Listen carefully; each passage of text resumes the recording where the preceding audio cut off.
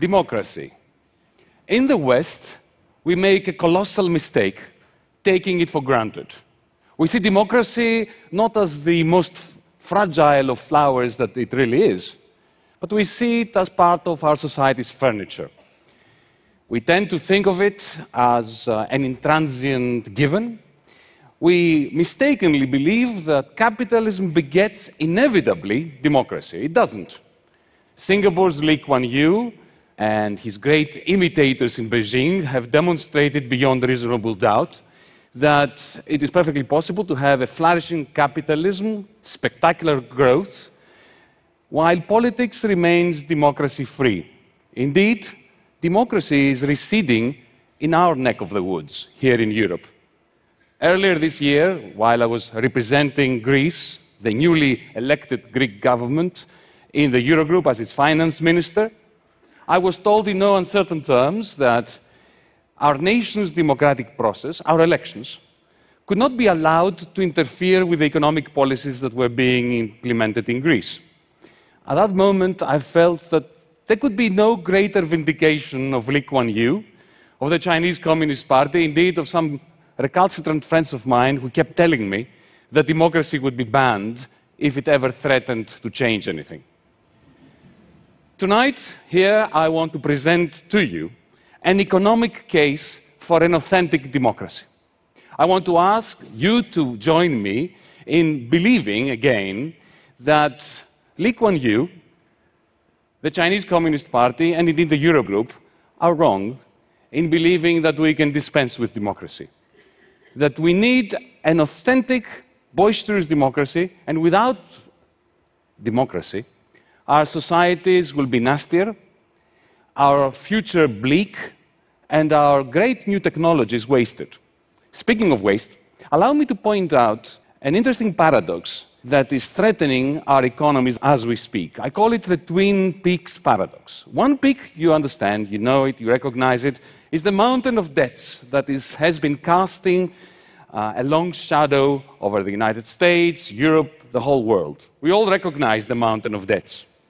But few people discern its twin, a mountain of idle cash belonging to rich savers and to corporations, too terrified to invest it into the productive activities that can generate the incomes from which we can extinguish the mountain of debts and which can produce all those things that humanity desperately needs, like green energy. Now, let me give you two numbers. Over the last 3 months in the United States, in Britain, and in the Eurozone, we have invested collectively $3.4 trillion on all the wealth-producing goods, things like industrial plants, machinery, office blocks, schools, roads, railways, machinery, and so on and so forth. 3.4 trillion sounds like a lot of money, until you compare it to the 5.1 trillion that has been slushing around in the same countries, in our financial institutions, doing absolutely nothing during the same period, except inflating stock exchanges and bidding up house prices. So, a mountain of debt and a mountain of idle cash form twin peaks, failing to cancel each other out through the normal operation of the markets. The result is stagnant wages. More than a quarter of 25 to 54-year-olds in America, in Japan, and in Europe out of work, and consequently, low aggregate demand, which, in a never-ending cycle, reinforces the pessimism of the investors, who, fearing low demand, reproduce it by not investing, exactly like Oedipus's father, who, terrified by the prophecy of the oracle that his son would grow up to kill him, unwittingly engineered the conditions that ensured that Oedipus, his son, would kill him. This is my quarrel with capitalism. Its gross wastefulness. All this idle cash should be energized to improve lives, to develop human talents, and indeed to finance all these technologies, green technologies, which are absolutely essential for saving planet Earth. Am I right in believing that democracy might be the answer? I believe so, but before we move on, what do we mean by democracy? Aristotle defined democracy as the constitution in which the free and the poor, being in the majority, control government.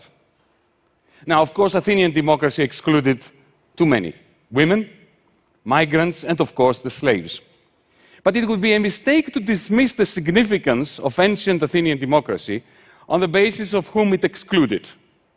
What was more pertinent, and continues to be so, about ancient Athenian democracy, it was the inclusion of the working poor, who not only acquired the right to free speech, but more importantly, crucially, they acquired the right to political judgments that were afforded equal weight in the decision-making concerning matters of state. Now, of course, Athenian democracy didn't last long. Like a candle that burns brightly, it burned out quickly. And indeed, our liberal democracies today do not have their roots in ancient Athens. They have their roots in the Magna Carta, in the 1688 Glorious Revolution, indeed in the American Constitution. Whereas Athenian democracy was focusing on the masterless citizen and empowering the working poor, our liberal democracies are founded on a Magna Carta tradition, which was, after all, a charter for masters. And indeed, liberal democracy only surfaced when it was possible to separate fully the political sphere from the economic sphere, so as to confine the democratic process fully in the political sphere, leaving the economic sphere, the corporate world if you want, as a democracy-free zone. Now, in our democracies today, this separation of the economic from the political sphere, the moment it started happening, it gave rise to an inexorable, epic struggle between the two, with the economic sphere colonizing the political sphere, eating into its power. Have you wondered why politicians are not what they used to be? It's not because their DNA has degenerated. It is rather because one can be in government today and not in power, because power has migrated from the political to the economic sphere, which is separate. Indeed, I spoke about my quarrel with capitalism. If you think about it, it is a little bit like a population of predators that are so successful in decimating the prey that they must feed on that in the end they starve. Similarly, the economic sphere has been colonizing and cannibalizing the political sphere to such an extent that it is undermining itself, causing economic crisis. Corporate power is increasing, political goods are devaluing, inequality is rising, aggregate demand is falling, and CEOs of corporations are too scared to invest the cash of their corporations. So, the more capitalism succeeds in taking the demos out of democracy, the taller the Twin Peaks, the greater the waste of human resources and humanity's wealth. Clearly, if this is right, we must reunite the political and economic sphere, and better do it with a demos being in control, like in ancient Athens, except without the slaves or the exclusion of women and migrants. Now, this is not an original idea. The Marxist left had that idea 100 years ago, and it didn't go very well, did it? The lesson that we learned from the Soviet debacle is that only by a miracle will the working poor be re-empowered, as they were in ancient Athens, without creating new forms of brutality and waste. But there is a solution. Eliminate the working poor. Capitalism is doing it by replacing low-wage workers with automata, androids, robots. The problem is that as long as the economic and the political spheres are separate, automation makes the Twin Peaks taller, the waste loftier, and the social conflicts deeper, including, soon, I believe, in places like China. So we need to reconfigure, we need to reunite the economic and the political spheres, but we better do it by democratizing the reunified sphere, lest we end up with a surveillance-mad hyper-autocracy that makes The Matrix, the movie, look like a documentary. So the question is not whether capitalism will survive the technological innovations it is spawning. The more interesting question is whether capitalism will be succeeded by something resembling a Matrix dystopia, or something much closer to a Star Trek-like society, where machines serve the humans, and the humans expend their energies exploring the universe and indulging in long debates about the meaning of life in some ancient Athenian-like high-tech agora. I think we can afford to be optimistic. But what would it take? What would it look like to have this Star Trek-like utopia instead of the Matrix-like dystopia? In practical terms, allow me to share just briefly a couple of examples.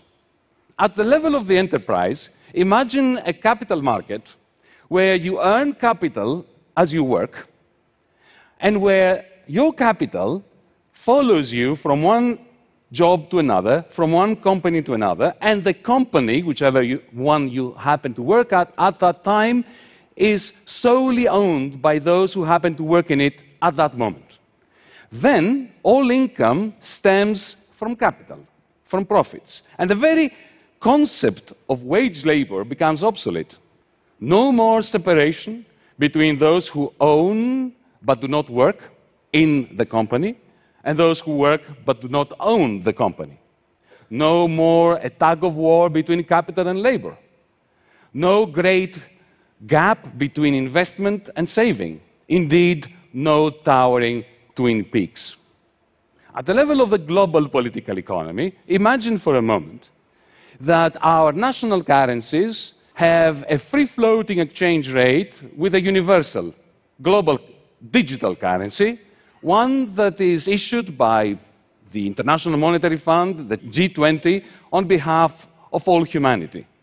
And imagine further that all international trade is denominated in this currency. Let's call it the cosmos, in units of cosmos. With every government agreeing to be paying into a common fund a sum of cosmos units proportional to the country's trade deficit, or indeed to a country's trade surplus. And imagine that that fund is utilized to invest in green technologies, especially in parts of the world where investment funding is scarce. This is not a new idea. It's what, effectively, John Maynard Keynes proposed in 1944 at the Bretton Woods Conference.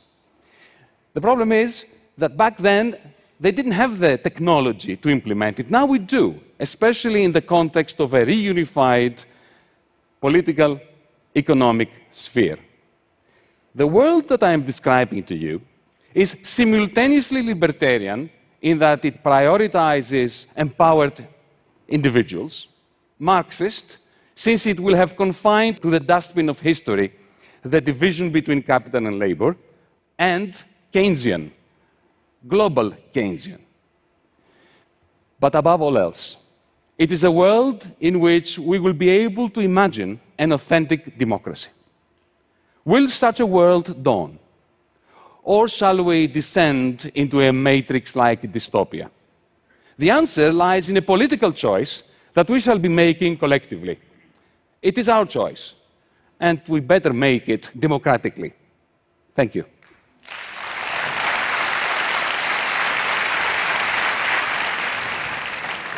Yanis, you describe yourself in your bios as a libertarian Marxist. What's the relevance of Marxist analysis today? Well, if there was any relevance in what I just said, then Marx is relevant, because the whole point of reunifying the political and the economic is, if we don't do it, then technological innovation is going to create such a massive fall in aggregate demand, what Larry Summers refers to as secular stagnation. With this crisis migrating from one part of the world, as it is now, that it will destabilize not only our democracies, but even the emerging world that is not that keen on liberal democracy.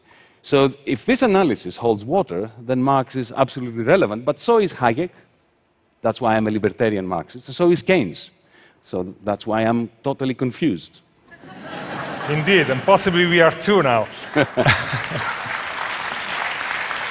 If you're not confused, you're not thinking, okay? Okay. That's very, very Greek philosopher kind of thing to say. Well, that was Einstein, actually. Yes. During your talk, you mentioned Singapore and China. And yesterday night at the speaker dinner, you expressed a pretty strong opinion about how the West looks at China. Would you like to share that? Well, there is a great degree of hypocrisy. In our liberal democracies, we have a semblance of democracy. It's because we have confined, as I was saying in my talk, democracy to the political sphere, while leaving the one sphere where all the action is, the economic sphere, a completely democracy-free zone. In a sense, if I am allowed to be provocative, China today is closer to Britain in the 19th century, because remember, we tend to associate liberalism with democracy. That's a mistake historically. Liberals like John Stuart Mill. John Stuart Mill was particularly skeptical about the democratic process.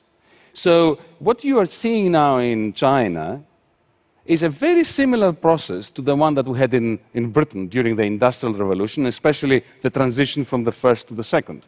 And to be castigating China for doing that which the West did in the 19th century smacks of hypocrisy. I am sure that many people here are wondering about your experience as a finance minister of Greece earlier this year. I knew this was coming. Yes. 6 months after, how do you look back at the first half of the year? Extremely exciting from a personal point of view, and very disappointing because we had an opportunity to reboot the Eurozone. Not just Greece, the Eurozone. To move away from the complacency and the constant denial that there was a massive, and there is a massive, architectural fault line going through the Eurozone, which is threatening massively the whole of the European Union process. We had an opportunity on the basis of the Greek program, which, by the way, was the first program to manifest that denial, to put it right. And unfortunately, the powers that be in the Eurozone, in the Eurogroup, chose to maintain denial. But you know what happens? This is the experience of the Soviet Union. When you try to keep alive an economic system that architecturally cannot survive, through political will and through authoritarianism, you may succeed in prolonging it, but when change happens, it happens very abruptly and catastrophically. What kind of change are you foreseeing? Well, there's no doubt that if we don't change the architecture of the Eurozone has no future. Did you do any mistake when you were finance minister? Every day. For example? Anybody who looks back... No, but seriously. Yeah. If there is any minister of finance or of anything else, for that matter, who tells you after 6 months in a job, especially in such a stressful situation, that they have made no mistake, they're dangerous people. Of course I made mistakes. The greatest mistake was to sign the application for the extension of our loan agreement in the end of February. I was imagining that there was a genuine interest on the side of the creditors to find common ground, and there wasn't. They were simply interested in crushing our government just because they did not want to have to deal with the architectural fault lines that were running through the Eurozone, and because they didn't want to admit that for 5 years they were implementing a catastrophic program in Greece. We lost 1/3 of our nominal GDP. This is worse than the Great Depression. And no one has come clean from the troika of lenders that have been imposing this policy to say this was a colossal mistake. Despite all this and despite the aggressiveness of the discussion, though, you seem to be remaining quite pro-European. Absolutely. Look, my criticism of the European Union and the Eurozone comes from a person who lives and breathes Europe. My greatest fear is that the Eurozone will not survive, because if it doesn't, the centrifugal forces that will be unleashed will be demonic, and they will destroy the European Union. And that will be catastrophic, not just for Europe, but for the whole global economy. We are probably the largest economy in the world. And if we allow ourselves to fall into a rut of a postmodern 1930s, which seems to me to be what we're doing, then that will be detrimental to the future of Europeans and non-Europeans alike. We definitely hope you're wrong on that point. Yanis, thank you for coming to TED. Thank you.